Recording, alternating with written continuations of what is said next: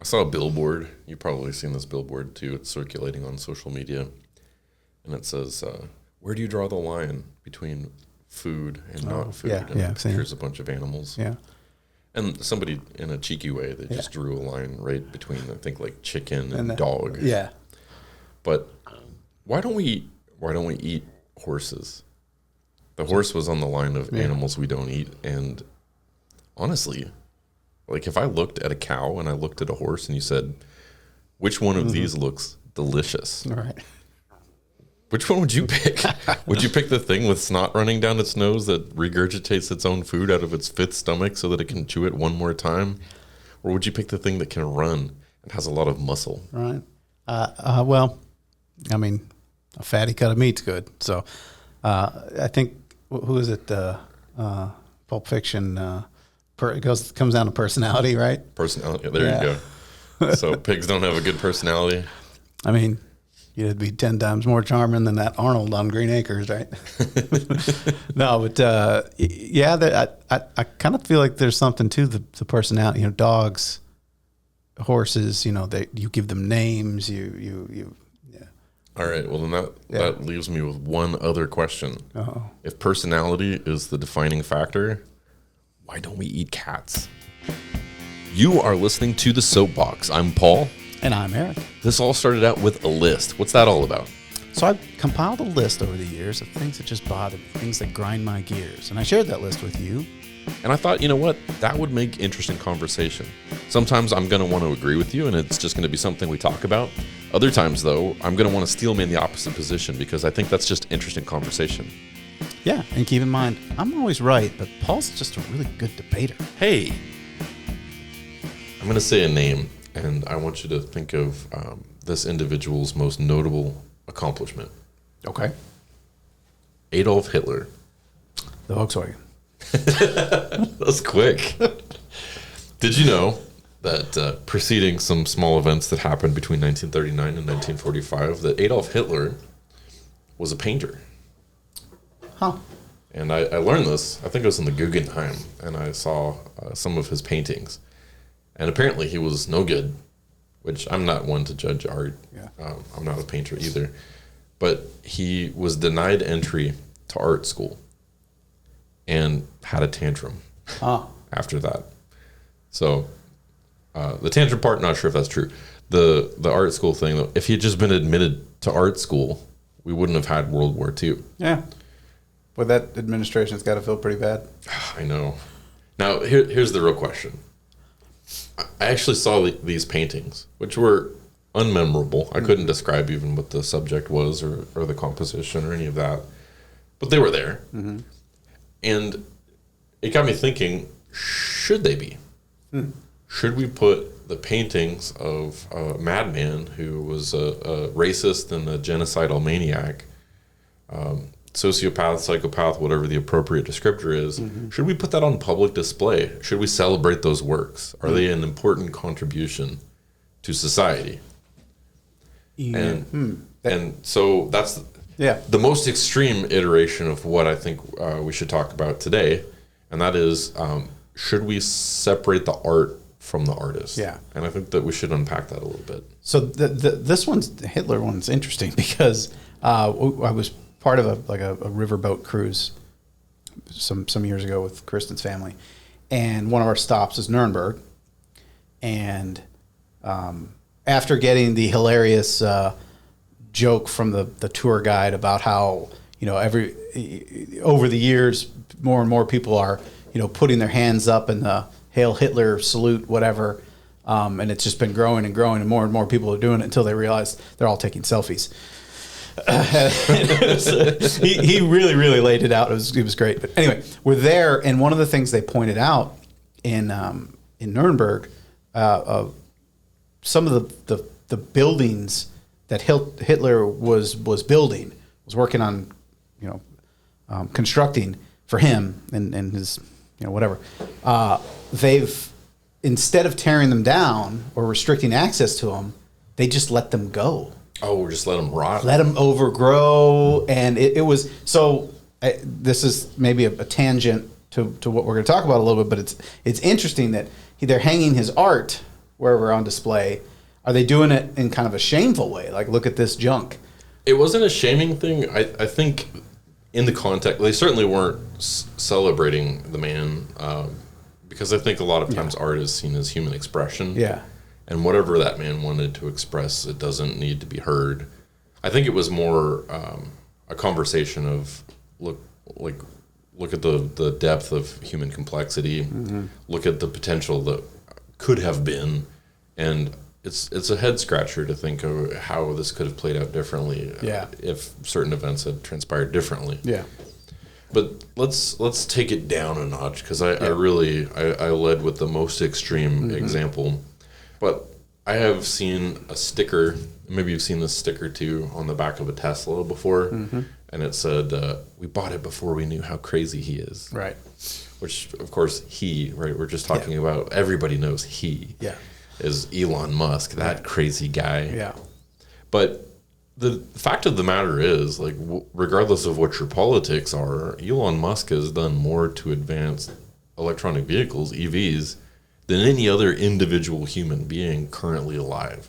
Yeah, no, that's we talked a little bit about it on previous ones. That we own a Tesla, and I've talked about getting that sticker for the car. Yeah. And we got it a year, 2 years ago, whatever it was, and I feel like the trajectory of Elon Musk's crazy has ramped up, certainly in politics. But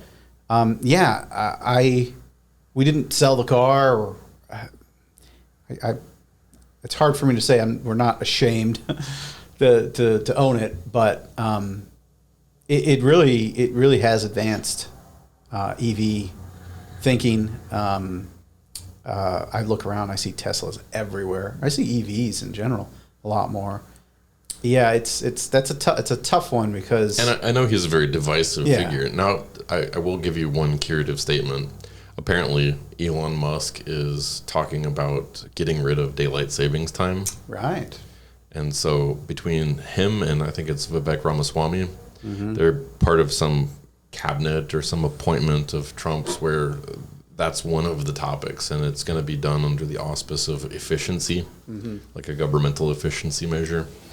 So maybe if you hate daylight savings time like I do, go check our episode out on that one for the long form. Maybe the guy's a hero. Maybe he's a anti-hero. Yeah, well, a broken clock is right twice a day, kind of a thing, maybe. But also, I think of the phrase the difference between genius and insanity is success. Yeah. And I can't think of another businessman who's had more success. If I just ask you to name CEOs or folks that have done something amazing with their lives, it's usually one thing, right? Henry Ford, he came up with the assembly line and the Ford automobile, and that was revolutionary, and we know his name. Yeah. Thomas Edison, it's the same thing. Steve Jobs, right? What did he do? He made Apple, he left, Apple started to fail, he came back, he resurrected Apple, but Apple was his thing. Yeah. Musk did PayPal, Tesla, SpaceX, the Boring Corporation. He's got his hands in a ton of different things. I think he's currently a CEO of like 4 different companies. I think it's fair to point out, though, too, probably his genius is finding others' genius too. Because he didn't found Tesla. Sure. Steve Jobs didn't build the iPhone either. No, certainly not. But the difference being if Steve Jobs came back to Apple after they'd already built the iPhone, that's more like what Elon Musk did. He came to Tesla after they'd already created it. Sure, but I think like so many other startups or even like established brands, like if I said to the average guy on the street, hey, tell me the number of EVs that you know, everybody would probably say Tesla, and then they would struggle to come up with any more. Yeah, it's my understanding that like Tesla's the top, and then the next 7 are Chinese companies. Yeah. I played hockey with a guy that drove a Rivian. Yeah. And that's a slick looking car. Yeah, it really is. But I've never heard of it till I saw it in the parking lot. Yeah. I actually made the same statement to Kristen recently. I was like, what's this? I saw this Rivian thing. It's like, where? And I guess maybe it's bigger out west. Maybe, yeah. Here, but It's completely not benefited from the one thing that maybe the special sauce that guy brings to the table, which is whether it's good or whether it's bad attention, he's good at bringing attention. He is certainly, and I will say the car is just wonderful. It's a joy to drive. It works. Love the features. Love the design. I mean, it's really the iPhone of cars. I mean, it's really well done, well thought of. There's so many things. Yeah, but you're right. He either can recognize genius in others, or he can kind of curate drive something. People, and maybe he's a horrible guy to work for. Yeah. Because I'm sure he's got very unrealistic expectations about things. And with the amount of scrutiny that he receives and the obligation he has to shareholders and all of that, I'm sure that there's a high pressure that he himself also experiences. Yeah. But let me throw another one out there for you. So Elon Musk is a favorite of mine just because it touches in a domain that I care about. But I'll step outside of that now into a domain I care very little about, Harry Potter. Yeah. So are you familiar with the controversy surrounding J.K. Rowling? Yep. Indeed. So for those not familiar, first of all, J.K. Rowling, author of all the Harry Potter books, which arguably are just a retelling of Star Wars with wizards. Yeah. But J.K. Rowling caught a lot of heat for taking a feminist stance on trans athletes. Mm-hmm. And so there's a term that gets thrown around, TERF. Do you know this term? TERF, It's a trans exclusionary radical feminist. Okay. And so it's this notion that you have to be fully in on being pro-trans in order to be a proper feminist. If not, you're a TERF. Yeah. And so all Rowling wanted was, hey, I don't know if this sports thing is playing out too well for biological women. Let's just deal with the reality of biology. And the fans had conniption fit. There was a giant rebellion against her. But there seems to be sort of a willingness to separate Rowling from her creation because they love the fandom so much. Right? Or the fandom, rather, loves the franchise so much. Even to the point where I think they're talking about a television show now where she's not involved. Yeah. And they're going to get to remake the thing that they love without the person that they dislike. Yeah. Which is, it's kind of bizarre. I have a daughter who plays sports, so I definitely I see the feminist argument for sure. I think on the left you got to tiptoe around it because we've talked about it before. It's kind of the current thing that a lot of folks are really trying to push to get equality in, and it just so happens it's hurting another group that had to fight pretty hard to get equality. So I don't know. My answer to the question of what do you do about that is I don't know. This is a case where I'd like to talk to the experts. Yeah, I think you can have an opinion though. I think sure you can have an opinion, but just because I'm not a woman doesn't mean that I don't know women, that I don't love women. I've heard people express like, oh yeah, well you can't have an opinion because you've got no skin in the game. And if that's true, then America never should have entered World War II because that was happening to Europe. And it was happening to European Jewish people. Like at some point, you have a moral obligation to step in and have a voice, and on opinions that affect 51% of the population. Mm-hmm. I may be in the 49%, but I'm going to voice my opinion if I've got a moral quarrel with what's going on. I have no problem with the opinions, but I think for this particular case, I think talking to experts that know things you and I don't know, about how. Certainly when you get to the Olympic level. I think the best, we didn't intend to make this podcast about this, but if you look at the Olympic level of competition, I think that's a great place to start because, you're talking about rec volleyball at Marika's and, there's a certain level where maybe it doesn't matter. Yeah. And I think that's where most people live and operate. Yeah. But I do think that there's an important precedence that we sort of have to all agree upon. And if that precedence isn't something that is agreeable, then I think it's still discourse worth having. I've heard it said, and somebody explained this, and I wish I could remember where I'd heard this. It would be a better point, but somebody said you never can remove bias. You can only ever shift it around. Yeah. And so I think one of the things that we've sort of assumed and agreed upon culturally is that, we're going to get rid of things that aren't fair. I don't think you can, because the nature of life is not fair, right? I would love to be muscular and have a full head of hair. I would love to have a whole different set of attributes about myself. I could, go down the list, and the fact of the matter is I was just born who I am, what I am, and I have to sort of work within the margins that I'm given. And so I think on this particular topic, I think the first thing we need to do is take a giant step back and say, look, somebody's going to get disenfranchised. It's going to be unfair for somebody. That is the nature of life. Who are we comfortable being unfair towards? And in my mind, the calculus is 1 to 6% of the population or 51% of the population. Where are you doing less harm? But it's interesting. I think the argument from the left is that they're trying to, equalize a very small percentage of the population. Be a voice for the most disenfranchised.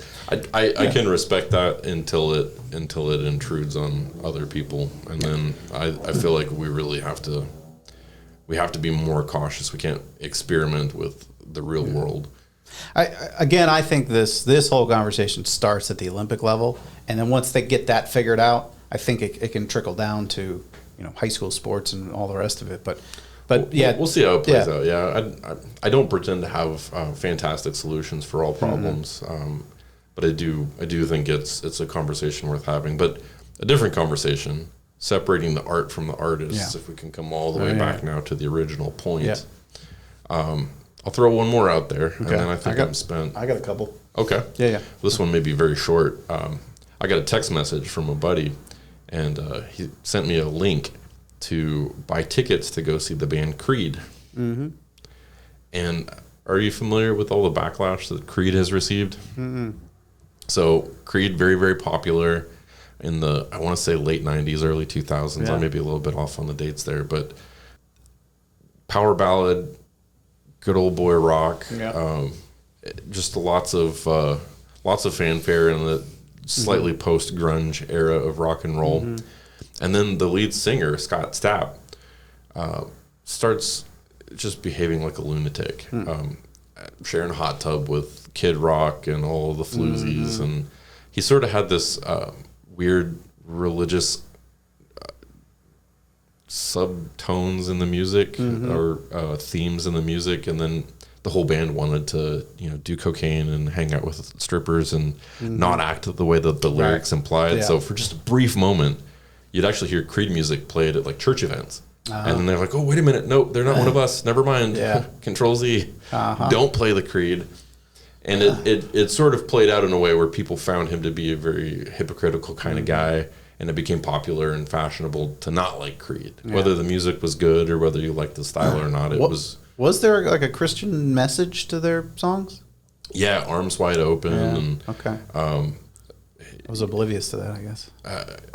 I would have to dig deep into that. Really, so they weren't Google it. They weren't on the Christian rock circuit. They were on. They probably got played on like Air One for just a minute because again there was some confusion. This was at a time where the internet wasn't providing immediate clarity to some things, and so you just had to sort of pick the themes out yourself. Because the Killers have kind of at least the lead singer, I think, is Mormon. Yeah. And there's some messaging there. But yeah, those are good examples of, do you turn off the station, hate the band all of a sudden because he's doing cocaine on a stripper's butt?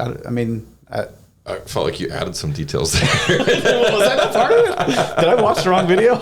But yeah, so if all of a sudden you find out that there's a certain like disconnect between what you thought this was and what it actually is, should you separate yourself from that? And truthfully, I still kind of like Creed. So this is a hot take, but I liked the music. It's nostalgic for me. I will say I am guilty. You talk about you can't remove all bias. just shifted around. I'm pretty guilty about having some of those thoughts where I'm trying to think of, there's some bands that, I found out they had a message that was yuck or whatever, and I they turned me off to the band. Now, I will say a couple things about this. How early you find out about something. So if you told me, hey, check out this band, whatever, and then like they're, big messages, Latter-day Saints and or let's go Scientology or whatever, and then I'll be kind of like, yeah, I'm not really interested in that. That's not my thing. But if I listen to the band for years, like the Killers, develop a taste, and then find out, that messaging is there. And I'm nothing against Mormons or anything. It's just, it's not my cup of tea, and but I still like the band. I feel like that cognitive dissonance there has sort of carried me through my whole music love. Yeah. Because if I sat down and actually wrote out the lyrics to most of the songs that I listened to from 1995 up through today, it would be like, oh, no, that's not in line with my values. Pull Tool out of your playlist. Well, so I had a fun sort of experience with this because my wife was on Spotify and she was listening to Tool, and she's a musician. I am not a musician. Don't claim to be a musician. Karaoke at best. But she knows all about time signatures and all these chord progressions and things, and she was fascinated by the time signatures in particular, because Tool does some weird stuff where they like kind of slip between time signatures. Yeah, they're rarely in 4/4. Yeah. And so she was like, this is musically, like, it's complex. She's like, lyrically, it's terrible. Yeah. She's like, do you know about the Stinkfist song? Do you know what they're talking about? Like, I've heard it. So for people that aren't familiar, there's a literal progression of keep it PG, PG-13. The Stinkfist is probably the dirtiest it gets. No, but it's I don't know. There's another one that I'm not going to mention.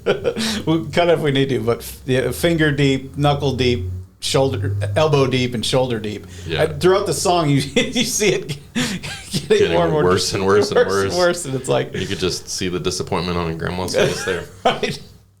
But yeah. So that's a good example. Yeah, of the other direction, and someone could hear like a instrumental cover of a Tool song and be like, man, this is beautiful, and listen to the original, and it's and it scares them. Yeah, no, I get that. Prison sex.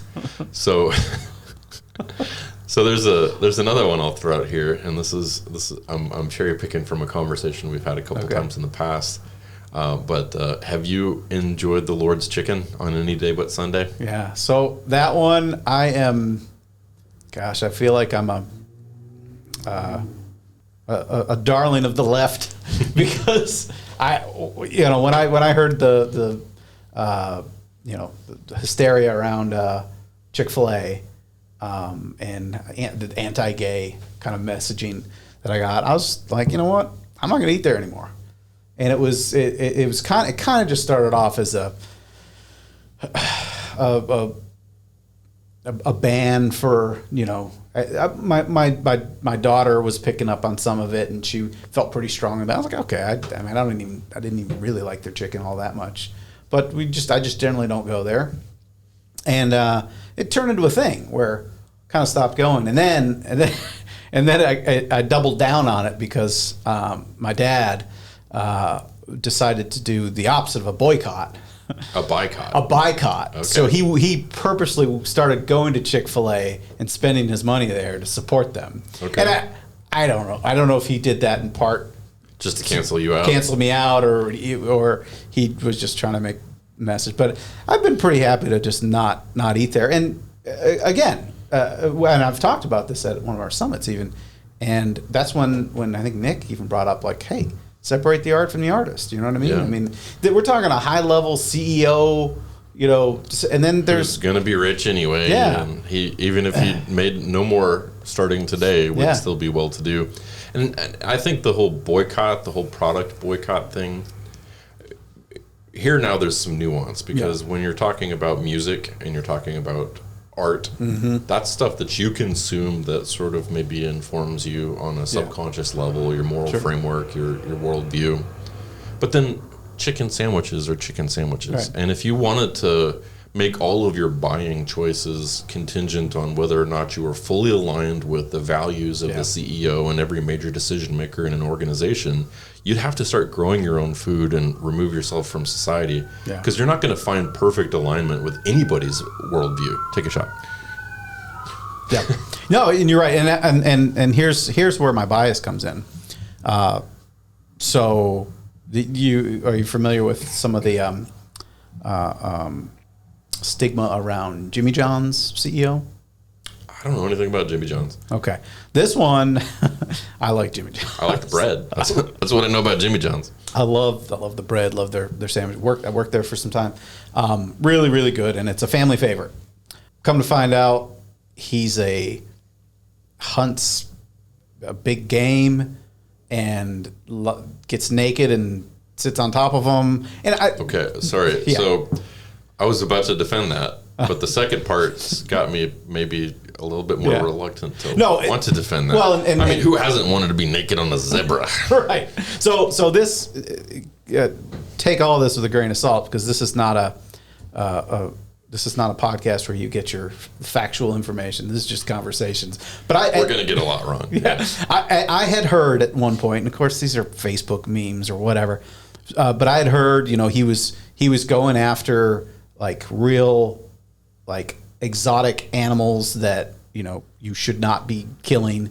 And then again, like he had a whale on a ship and he was naked on Photoshop exists. Is this guy named Robert Kennedy by chance? Right. Now, what's interesting is years later, after hearing all this, and of course, my point for all this is to say, I still eat at Jimmy John's. It's like, maybe he's doing some weird, bad stuff, but those sandwiches so good. So if I like the Chick-Fil-A chicken more, and I didn't hate it. It's just I don't think I loved it enough. And then the other thing too is, like, I don't know, my morals on gay rights are stronger than my big game exotic animal. I don't know a whole lot about that, but I did hear something on NPR that they actually pay. They actually pay people. No, they invite people to come pay money to come kill certain dangerous animals. You're talking about like the folks that are in these African countries, and they actually need a little bit of hunting season. So it's like a revenue stream that the locals depend upon. They depend upon, and you're helping them. And killing the dangerous animal. Now this is where now you feel good. Now it's like, let's go to Jimmy John. So I guess what I'm unsure of is, are you actually creating a culture of encouraging people to go hunt these animals by letting them go in and pay for it, and then now they've got a taste for it. And is it truly problematic? Yeah, because are you encouraging the behavior that you don't want? I want to live in a place where we don't have to have two different sets of chicken sandwich shops. I don't want to have the Republican and the Democrat shop. Yeah. And I feel like if we all continue to participate in this notion that we have to be aligned with the people with whom we shop, and 100% aligned. That's the other thing too. It's like, because like the J.K. Rowling thing, like maybe a modern feminist is going to be 95% in agreement with everything else she says. If she says one thing, is that worth canceling Harry Potter over? If Elon Musk is conservative and maybe even a little bit of an outspoken kind of a butthole on Twitter conservative, does that mean that you shouldn't go to Mars if he gets us to Mars? Does that mean that you shouldn't drive the best vehicle for the environment if he made the best vehicle for the environment? And I think the answer is no. And I would like to get to a place where maybe politics isn't so seasoned in the rest of culture that we can't separate that out, just like separating the art from the artist. Scott Stapp, maybe not a great guy, right? I don't have to hang out with him to appreciate his music. I don't even have to agree with him to appreciate his music. Yeah. Well, and you could put comedians in there too. There are a lot of hilarious comedians that have been canceled for a bit, and sure. Or actors. Like I loved Christian Bale's Batman. Christian Bale's apparently a horrible, insufferable guy to work with. Yeah. Well, and luckily, I think we aren't exposed to, the nuances of all these these artists because you probably hate them all. That's true. And I think to some degree, in order to be so good at your craft, whether it's music or art, painting or whatever, I mean, there's a bit of like crazy that has to go into it, and I guess how you lean into that crazy, I don't know, makes a difference. Well, hey, we're coming up on 28 minutes, so I say let's wrap this up. Go get a chicken sandwich and some waffle fries. It sounds good. Thanks for listening to the Soapbox, Eric. How can people find us? Well, conveniently, we put everything on our Linktree site. You can go to Linktree, search SoapBox Lex, and you'll find all of our socials there, plus ways to reach us, ways to engage, and some of our original content, so you can see some of the other stuff that we do.